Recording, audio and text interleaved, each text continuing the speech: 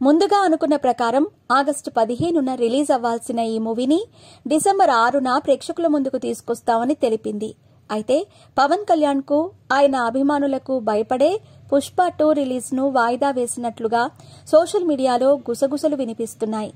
Andhra Pradesh assembly, Lok Sabha ఎన్నికల్లో తన మేనమామ పవన్ కళ్యాణ్ కు కాకుండా ఆయన బద్ధ శత్రువు వైఎస్ జగన్ సారథ్యంలోని వైసీపీ నేత శిల్పా రవిచంద్ర కిషోర్ రెడ్డిల తరపున అల్లు అర్జున్ ప్రచారం చేశారు. ఆ సమయంలోనే మెగా పవన్ ఫ్యాన్స్ బన్నీపై ఫైర్ అయ్యారు. ఇదే సమయంలో మెగా బ్రదర్ నాగబాబు పెట్టిన ట్వీట్ అంతకు మించిన దుమారం రేపింది. 10 ఏళ్ల నిరీక్షణ తర్వాత ఎమ్మెల్యేగా గెలిచి పవన్ తొలిసారిగా చిరంజీవి ఇంటికి వచ్చినప్పుడు, ఉప ముఖ్యమంత్రిగా ప్రమాణం చేసినప్పుడు అల్లు ఫ్యామిలీ కనిపించలేదు. కనీసం మావయ్యకి సోషల్ మీడియా ద్వారానైనా విషెస్ చెప్పలేదు బన్నీ. ఇలాంటి దశలో మెగా మేనల్లుడు సాయి ధరమ్ తేజ్ ట్విట్టర్, ఇన్స్టాగ్రామ్లలో అల్లు అర్జున్, స్నేహారెడ్డిలను అన్ఫాలో కావటం సర్వత్రా చర్చనీయాంశమైంది. ఈ పరిణామాలతో మెగా పవన్ అభిమానులు బన్నీపై గుర్రుగా ఉన్నారు.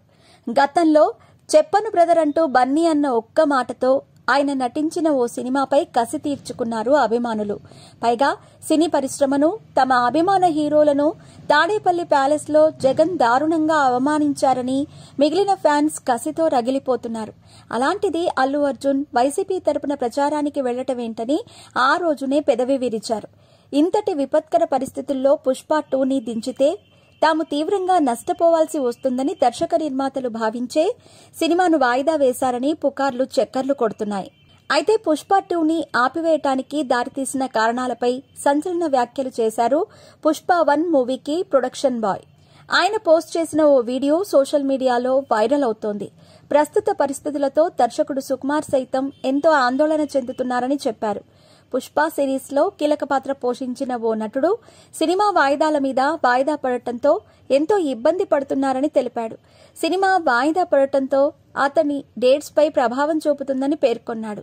చివరికి ఆ నటుడికి కోపం వచ్చి మరొకరిని చూసుకోమంటూ సైడ్ అయిపోయాడని, దీంతో పుష్ప 2 పరిస్థితి దారుణంగా తయారైందని వ్యాఖ్యానించాడు.